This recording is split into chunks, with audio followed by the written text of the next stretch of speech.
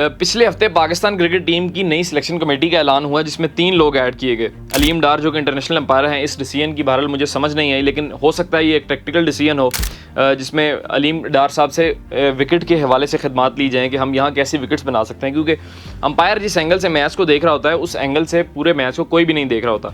मुझे बड़े अरसे बाद ये बात जाकर समझ लगी कि जो हमारी जो पाकिस्तान की डोमेस्टिक क्रिकेट में प्लेयर्स की सिलेक्शन होती थी तो उसमें अंपायर्स का बहुत रोल होता था। जब हम अंडर 19 वगैरह खेल रहे थे तो अंपायर बेसिकली रीजन के कोचेस को ये सजेस्ट किया करते थे कि ये प्लेयर जो मैंने देखा है, चूंकि अंपायर हर प्लेयर को बहुत करीब से देख रहा होता है, वो पूरा मैच एनालाइज करता है, वो प्लेयर की बॉडी लैंग्वेज एनालाइज करता है, तो वो आगे रीजन के कोचेस को ये सजेस्ट करते थे कि ये बॉलर बहुत अच्छा है, ये बैट्समैन बहुत अच्छा है, इसकी बॉडी लैंग्वेज अच्छी है, ये लंबा खेल सकता है। तो ये एक टैक्टिकल भी चेंज हो सकता है कि अलीम डार साहब को सिलेक्शन कमेटी में लाना है। इसके अलावा अजहर अली साहब को लाया गया। मैं हमेशा से समझता हूँ जो पाकिस्तान की क्रिकेट में अगर कोई सच्चा इंसान है, जो ऑनेस्ट इंसान है और जो सिर्फ क्रिकेट के लिए काम करता है, लाहौर में उनकी एकेडमी भी चल रही है अजहर अली साहब की, तो वो अजहर अली साहब ही हैं जो कि टेस्ट में उन्होंने बड़े अच्छे स्कोर किए, उन्होंने 2 दफ़ा 300 रन किए, ऑस्ट्रेलिया में भी किए, दुबई में भी किए वेस्ट इंडीज़ के खिलाफ, तो अजहर अली को ऐड किया गया। इसके अलावा जो सबसे इंटरेस्टिंग चेंज थी वो आकिब जावेद को लाया गया। आकिब जावेद जो कि लाहौर कलंदर्स के साथ हैं, जब से PSL स्टार्ट हुई है वो लाहौर कलंदर्स के बॉलिंग कोच हैं, फिर हेड कोच बने, तो वो अब उनकी जो खिदमात हैं वो पाकिस्तान क्रिकेट टीम के साथ ली गई हैं। और आकिब जावेद ने आकर ऐसा एक टैक्टिकल मूव किया है जो कि शायद किसी ने सोचा भी ना हो। आप देखेंगे इंग्लैंड के खिलाफ हमने पहला टेस्ट मैच मुल्तान में खेला और जिस विकेट पे पाकिस्तान हारा एक इनिंग्स है जिसको सारे कह रहे थे कि यार मुल्तान में तो हम नहीं बचेंगे, उन्होंने अलीम डार साहब से पूछा कि यहाँ पर दोबारा मैच हो सकता है, यानी कि ICC के रूल्स में कुछ ऐसा तो नहीं है कि अगर विकेट एक बार इस्तेमाल हुई है तो हम कंसेक्टिवली उसको दूसरे मैच में इस्तेमाल ना कर सकें। तो अलीम डार साहब ने जब गो अहेड दिया कि इस विकेट पर मैच हो सकता है, तो आकिब जावेद साहब ने कहा that it is good to go, कि आप इस विकेट पर मैच करवाएं। और वो पहले भी ये कहा करते थे, उनकी बहुत सी स्टेटमेंट्स पढ़ी हैं जहाँ पर उन्होंने कहा हुआ है कि पाकिस्तान में आप घास वाली विकेटों पर, ग्रीन टॉप्स पर नहीं जीत सकते मैच, क्योंकि वो इवेंचुअली वो एक फ्लैट विकेट बन जाती है, वो फटा बन जाता है, जहाँ पर फिर आपकी टीम को 800 रन पड़ते हैं।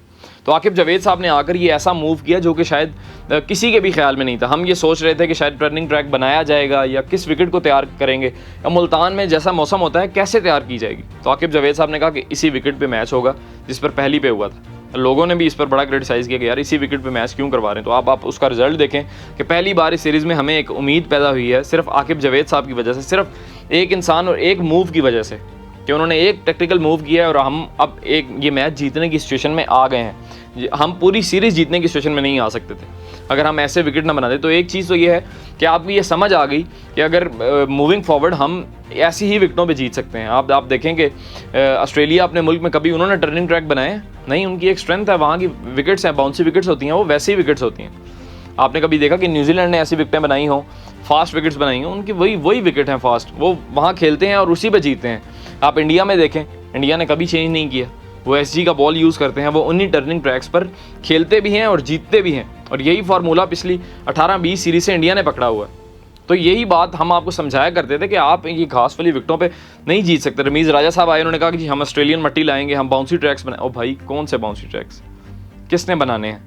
यहाँ पर आपको अपनी सीट की सिक्योरिटी नहीं होती तो आप 1-2 साल में ऑस्ट्रेलियन निज़ाम यहाँ पर ले आएंगे। वो वहाँ का और वेदर है, वहाँ की और नेचर है, वहाँ नंबर ऑफ़ प्लेयर्स कम हैं, यहाँ नंबर ऑफ़ प्लेयर्स बहुत ज़्यादा हैं, क्रिकेट खेलने वाले लोग बहुत ज़्यादा हैं, यहाँ की आबादी बहुत ज़्यादा है। तो बहुत सी चीज़ें हैं। आप पिछले दिनों बात कर रहे थे कि हम ऑस्ट्रेलियन सिस्टम लेकर आएंगे, इस तरह नहीं होता। वो उस मुल्क की 2 करोड़ आबादी है, आपकी 25 करोड़ आबादी है। जितने लोग वहाँ पर हैं इतने लोग यहाँ पर क्रिकेट खेलते हैं सिर्फ, तो वहाँ का निज़ाम आप यहाँ अप्लाई नहीं कर सकते, पहली बात। दूसरी बात ये कि आकिब जावेद को जो टीम में आप लाया गया है, उनका जो एक्सपीरियंस है, आप देखें लाहौर कलंदर्स के साथ, वो एक ऐसा इंसान है जो अपनी बात पर डटा रहता है। उन्होंने कहा कि मैं स्पिनिंग ट्रैक बनाऊंगा, उन्होंने बनाया और प्लेयर्स ने डिलीवर भी किया। अब एक मोमेंटम पाकिस्तान टीम के साथ आ गया ना। इसके अलावा आप देखें कि लाहौर कलंदर्स के साथ वो कितने सीज़न हारते आए, फिर उसी आकिब जावेद की कोचिंग में लाहौर कलंदर्स ने लगातार 2 बार PSL जीता भी, ठीक है। और दूसरी चीज़ आप देखें कि शाहीन अफरीदी को उन्होंने किस तरह मैनेज किया। वही शाहीन अफरीदी जो पिछले 2 साल से उनकी बॉल 130 से ऊपर नहीं जा रही, वही शाहीन अफरीदी लाहौर की तरफ से खेलते थे और कितने प्रीमियम फास्ट बॉलर थे।